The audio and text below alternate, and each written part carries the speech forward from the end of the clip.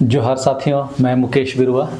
नगड़ी विवाद में कई सारे सवाल भूमि अधिग्रहण से संबंधित उठ रहे हैं। न्यायालयों की नज़र में उसकी क्या व्याख्या है, आज हम उसे समझने की कोशिश कर लेते हैं। कानून की व्याख्या न्यायालय करती है, इसीलिए उसकी नज़र में भूमि अधिग्रहण अधिनियम 1894 की धाराएं क्या कहती है उसे भी समझते हैं। भूमि अधिग्रहण अधिनियम 1894 के तहत कई चरणों में भूमि अधिग्रहण होता है, जिसमें धारा 4 के तहत अधिसूचना जारी होकर धारा 5, धारा 6 होते हुए धारा 9, 10, 11 के तहत मुआवजा निर्धारण और फिर धारा 16 के तहत ज़मीन को कब्जा लिया जाता है। उसके बाद वह भूमि सरकार की संपत्ति हो जाती है। साधारण प्रक्रिया में कब्जा लिए बिना केवल अधिसूचना और मुआवजे का निर्धारण से ही स्वामित्व सरकार के पास नहीं चला जा सकता है। यदि केवल अधिसूचना निकाली गई है और मुआवजा तय हो गया है लेकिन वास्तविक कब्जा नहीं लिया गया है तो अधिग्रहण अधूरा माना जाएगा। कई न्यायिक फैसलों में, जैसे बलवंत नारायण भागड़े बनाम एमडी भागवत, ये 1975 का सुप्रीम कोर्ट का जजमेंट है, में यह स्पष्ट किया है कि अधिग्रहण तभी पूरा होगा जब सरकार वास्तविक कब्जा ले। अगर सरकार ने अधिसूचना के बाद कई वर्षों तक कब्जा नहीं लिया है तो भूमि मालिक अदालत में जाकर दावा कर सकता है कि भूमि वापस हो, क्योंकि अधिग्रहण की प्रक्रिया अधूरी रह गई है। लेकिन कानून की मजबूरियों को भी हमें समझना जरूरी है। भूमि अधिग्रहण अधिनियम 1894 को अंग्रेजों ने अपने फ़ायदे के लिए बनाया था, न कि जनता के फ़ायदे के लिए। अंग्रेजों को जंगल की कीमती लकड़ियों को चुराने के लिए, माइनिंग के लिए, सेना के लिए, कैंप बनाने के लिए, उद्योग धंधों के लिए ज़मीन को बिना किसी रोक टोक से हासिल करने के लिए वास्तव में यह कानून बनाया था। इसीलिए आप देखते हैं कि धारा 17 जैसे प्रावधानों में बिना किसी के मर्जी पर जमीन अधिग्रहण का आपातकालीन व्यवस्था किया गया था। जनता के विरोध की कोई सुनवाई इन धाराओं में नहीं है। तो उसी भूमि अधिग्रहण अधिनियम को जब देश आज़ाद होता है लागू कर दिया जाता है, ताकि अंग्रेज़ों की नीतियाँ आज़ादी के बाद भी बदस्तूर जारी रहे, और वही हुआ। इसीलिए बहुत बड़े स्तर पर आज़ादी के बाद जनता से ज़मीनें छीनी गई भूमि अधिग्रहण अधिनियम 1894 का इस्तेमाल करके। डैम के नाम पर, सड़कों के नाम पर, रेलवे के नाम पर, उद्योग धंधों के नाम पर, शहरीकरण के नाम पर लाखों एकड़ ज़मीन सरकार ने अपने खाते में जोड़ लिए। उसी प्रक्रिया में 1957-58 में नगड़ी की भी ज़मीन कृषि विश्वविद्यालय के नाम पर ली गई। जहाँ तक भूमि अधिग्रहण अधिनियम की धारा 17(1) की बात है तो कानून के अनुसार सरकार धारा 6 की घोषणा और अवार्ड से पहले भी कब्जा ले सकती है, और जैसे ही कब्जा लेती है भूमि तत्काल सरकार की हो जाती है। धारा 17(2) विशेष रूप से कुछ विशेष परिस्थितियों, जैसे बंजर भूमि, बेकार भूमि या ऐसी भूमि जो कृषि के लिए उपयुक्त नहीं है, उस पर लागू होने के लिए बनी थी, जहाँ सरकार तत्काल कब्जा ले सकती है। अब यदि माननीय न्यायालयों की बात करें तो सुप्रीम कोर्ट ने इस पर बलवंत नारायण भागड़े बनाम एमडी भागवत 1975 में कहा है कि अधिग्रहण तभी पूरा माना जाएगा जब सरकार वास्तव में कब्जा ले, और दूसरा, केवल नोटिफिकेशन और मुआवजे से भूमि मालिक का अधिकार समाप्त नहीं होता। उसी तरह राघवीर सिंह शेरावत बनाम स्टेट ऑफ हरियाणा, ये 2012 का जजमेंट है, उसमें कहता है कि यदि सरकार ने अधिग्रहण की कार्रवाई पूरी की लेकिन वास्तविक कब्जा नहीं लिया है तो भूमि मालिक की मालिकी बनी रह सकती है। तीसरा है कि इंदौर डेवलपमेंट अथॉरिटी बनाम मनोहर लाल, ये 2020 का जजमेंट है, 5 जजों की सुप्रीम कोर्ट बेंच। इस मामले में तो कोर्ट ने कहा कि यदि 5 साल तक कब्जा नहीं लिया और न ही मुआवजा दिया तो अधिग्रहण स्वतः निरस्त हो जाएगा। पटना हाईकोर्ट ने बुद्धिनाथ झा बनाम स्टेट ऑफ बिहार 2020, इसमें कहा कि यदि भौतिक कब्जा नहीं लिया गया और मुआवजा भी नहीं दिया गया तो अधिग्रहण की कार्रवाई लैप्स्ड मानी जाएगी। कोर्ट ने निर्देश दिया कि यदि सरकार चाहे तो अधिग्रहण प्रक्रिया को नए सिरे से शुरू कर सकती है।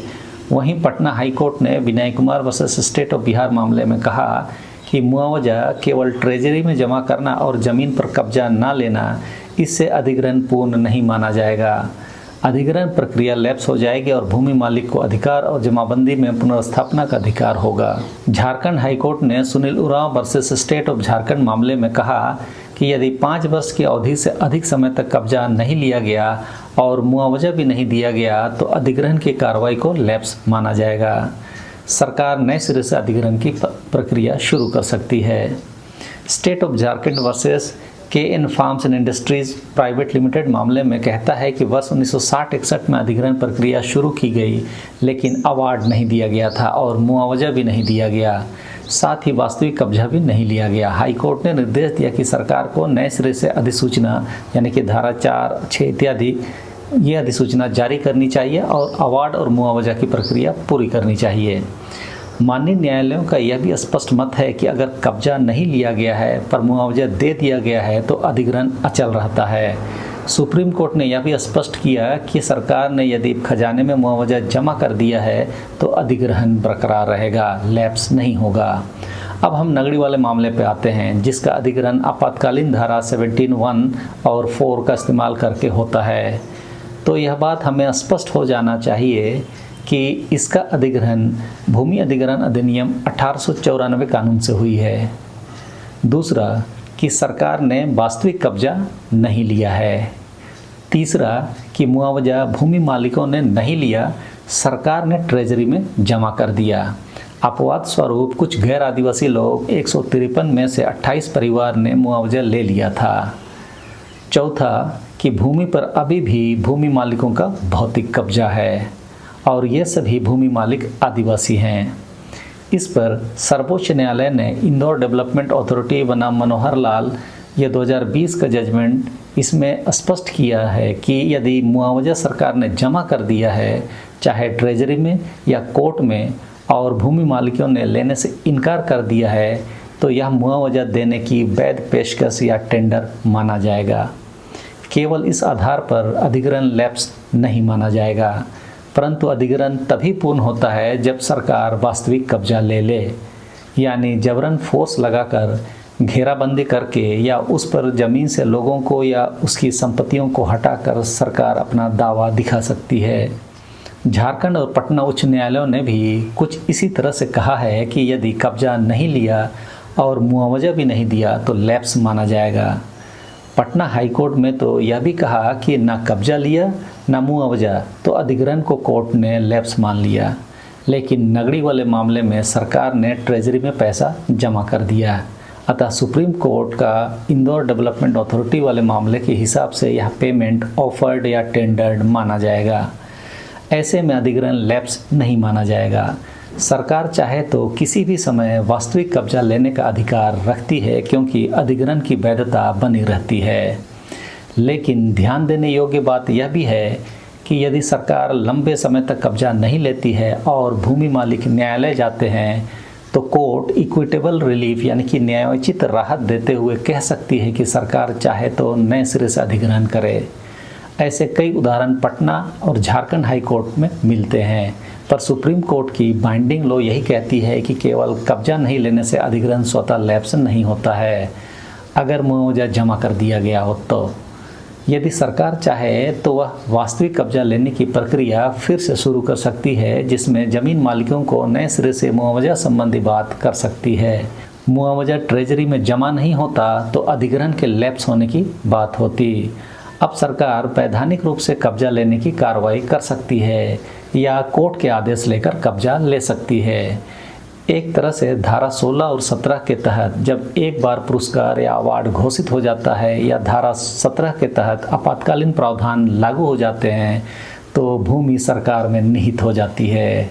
सोचिए, ऐसे प्रावधान इन कानूनों में हैं, इसे ड्रैकोनियन कानून ना कहें तो क्या कहें। उसकी तुलना में नया भूमि अधिग्रहण अधिनियम 2013 कम से कम जनता से उसकी राय लेने का अधिकार तो देता है, और धारा 17(1) के तहत यदि सरकार ने कब्जा लेने की अधिसूचना जारी की और 80% तक मुआवजा जमा कर दिया तो भूमि सरकार की मानी जाएगी, भले ही भौतिक कब्जा ना हुआ हो। लेकिन भारतीय न्यायालयों ने कुछ मामलों में माना है कि यदि सरकार ने लंबे समय तक वास्तविक कब्जा नहीं लिया और अधिग्रहण का उद्देश्य यानी कि पब्लिक पर्पस समाप्त हो गया है तो मालिक अदालत में दावा कर सकता है। लेकिन ऊपर के उदाहरणों से यह तो स्पष्ट है कि मालिक का दावा कमजोर तो रहेगा ही। यह ध्यान देना महत्वपूर्ण है कि धारा 17 के तहत आपातकालीन अधिग्रहण में प्रक्रिया को तेज करने के लिए आपत्तियों का अवसर सीमित होता है, जिसके कारण मालिक के लिए ज़मीन वापस लेना और भी कठिन हो जाता है। यदि हाँ, प्रक्रिया में कोई कानूनी खामी हो, जैसे मुआवजा न देना, अनुचित देरी या अधिग्रहण का उद्देश्य समाप्त होना, तो मालिक अदालत में यह साबित कर सके कि अधिग्रहण प्रभावी नहीं हुआ तो कुछ मामलों में ज़मीन वापस मालिक को मिल सकती है। अदालत में मालिक रिट याचिका दायर कर सकते हैं जिसमें यह तर्क दिया जा सकता है कि सरकार ने कब्जा नहीं लिया और अधिग्रहण का उद्देश्य समाप्त हो गया है। इसके लिए मालिक को यह साबित करना होगा कि सरकार ने वास्तविक कब्जा नहीं लिया और मुआवजा भी नहीं दिया, क्योंकि उसे तो अपने अकाउंट में नहीं मिला है। इसके लिए अधिग्रहण से संबंधित सभी दस्तावेज जैसे कि अधिसूचनाएं, मुआवजे की स्थिति आदि महत्वपूर्ण होते हैं। एक और महत्वपूर्ण पहलू पर ध्यान दिया जा सकता है कि यदि अधिग्रहण की प्रक्रिया 2013 के नए अधिनियम के लागू होने से पहले शुरू हुई थी, लेकिन कब्जा और मुआवजा अभी तक नहीं दिया गया, तो भूमि अधिग्रहण अधिनियम 2013 की धारा 24(2) के तहत मालिक दावा कर सकता है कि अधिग्रहण समाप्त हो गया है, लेकिन यह भूमि अधिग्रहण अधिनियम 1894 के अधिनियम पर पूरी तरह लागू नहीं होता है। इस पर भी ध्यान देना होगा। कहाँ तक लागू होगा वो वकील बेहतर बता सकते हैं। ऐसी प्रक्रियाएं काफ़ी जटिल कानूनी मामले होते हैं, लेकिन अच्छे वकील जो भूमि अधिग्रहण अधिनियम में विशेषज्ञ हों के साथ मामले को न्यायालय के समक्ष रखा जा सकता है। इसके लिए अधिग्रहण की अधिसूचनाएं, मुआवजे की स्थिति और कब्जे से संबंधित सभी दस्तावेज इकट्ठा करने होंगे। और यदि लगता है कि अधिग्रहण प्रक्रिया में कोई खामी है तो जल्द से जल्द कानूनी कार्रवाई शुरू करनी चाहिए, क्योंकि जितनी देरी होगी भूमि मालिकों के दावे उतने ही कमज़ोर होते जाएंगे। एक और चौंकाने वाला तथ्य तो यह भी है कि भूमि अधिग्रहण अधिनियम 1894 में सीधे तौर पर ज़मीन वापस लेने का कोई प्रावधान ही नहीं रखा गया है। इसका मतलब एक बार कार्रवाई शुरू हुई तो वह सिर्फ सरकार के पक्ष में ही जाएगी, वापसी का कोई प्रावधान ही नहीं रखा गया है। उसके बावजूद भी हम इन बहसों में उलझे रहते हैं कि वर्तमान सरकार से बेहतर काम तो अंग्रेज कर रहे थे या इससे अच्छे तो अंग्रेज ही थे आदि आदि। लेकिन देश में जितने भी कानून बने जनता को केंद्र में रख के नहीं बनाए गए थे। अंग्रेज लोग शासन की सुविधा के लिए और अपने फ़ायदे के लिए ये सब बना रहे थे, और उसी का खमियाजा भारत आज़ाद होने के बाद भी हम लोग झेल रहे हैं। आदिवासियों के सामूहिक और व्यक्तिगत फ़ायदे के लिए कोई भी कानून अंग्रेज़ों ने नहीं बनाए थे। यह सब बोलने के लिए है कि वन अधिनियम में आदिवासियों के लिए ये अधिकार है। वास्तव में वन अधिनियम आदिवासियों से जंगलों को मुक्त करने के लिए और अपने कब्जे में लेने के लिए अंग्रेज़ों ने बनाए थे। आप मेरे इन वीडियो को देख सकते हैं जहाँ इस शोषणकारी नीतियों को किस तरह स्थापित किया गया उसे आप जान सकेंगे। आदिवासियों को जिस तरह का अधिकार पेशा कानून में, वन अधिकार अधिनियम 2006 इत्यादि में दिया गया है, वैसा कोई भी आदिवासियों के अधिकारों से संबंधित कानून अंग्रेज़ों के समय में शायद ही हमें देखने को मिले। इन कानूनों में या मौजूदा कानूनों में भी यदि कोई गड़बड़ी है तो उसे सुधारने का काम अपनी सरकार को करना चाहिए, लेकिन वह भी पूंजीपतियों के इशारे पर ही आदिवासियों को हाशिए पर ढकेलने का काम कर रही है। इसके लिए बहुत बड़े स्तर पर वैचारिक आंदोलन खड़ा करना होगा। हमें इन लोगों की रणनीतियों को समझते हुए अपनी रणनीति बनानी होगी। जोश में आकर या आक्रोश में कोई भी प्रतिक्रिया नुकसानदेह ही होगी, लेकिन न्याय की उम्मीद लोकतंत्र में हमेशा जिंदा होती है। और अपने समय में रामदयाल मुंडा जी ने भी कहा था कि विकास एक युद्ध है जो आदिवासियों के विरुद्ध लड़ा जा रहा है। आप देख लीजिए कि आज आपकी स्थिति क्या है। तो इस समय के लिए इस वीडियो में इतना ही। और हाँ, इस चैनल को लाइक, शेयर और सब्सक्राइब जरूर कर लें। सबों को धन्यवाद। जोहार।